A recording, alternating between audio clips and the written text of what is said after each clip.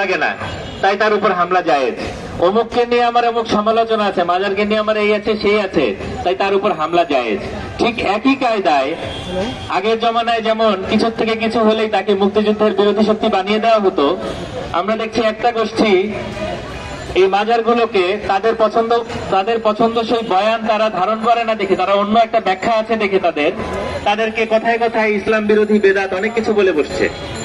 আমরা যেটা পরিষ্কার করে এই গণপ্রতিরোধ যাত্রার পক্ষ থেকে বলতে চাই, এই গণপ্রতিরোধ যাত্রা যারা আয়োজন করেছে এটি কিন্তু সর্বস্তরের মানুষের অংশগ্রহণে আয়োজিত হয়েছে।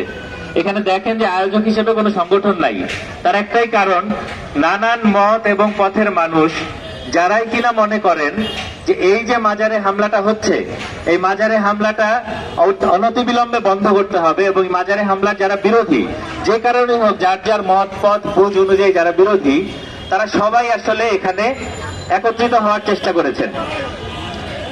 এবং সেই কারণে আমরা কোন রকম সংগঠনের নাম না নিয়ে আমরা একটা শুধু গণপ্রতিরোধ যাত্রা ব্যানারে আমরা আজকের এই আয়োজনটি করছি।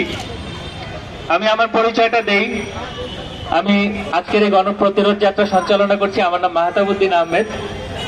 আমাদের এখানে অনেকেই এসে উপস্থিত হয়েছেন, বিভিন্ন মাজারের থেকে মাজারের লোকজন এসেছেন, মাজারপন্থী মানুষেরা এসেছেন, আমাদের এখানে শিল্পীরা আছেন, আমাদের এখানে বিশিষ্ট চিন্তক ভাবুক ওনারা আছেন, দার্শনিক তারা আছেন, আমাদের এখানে সাংবাদিকরা আছেন, আমাদের এখানে লেখকরা আছেন, আপামর জনসাধারণ আছেন।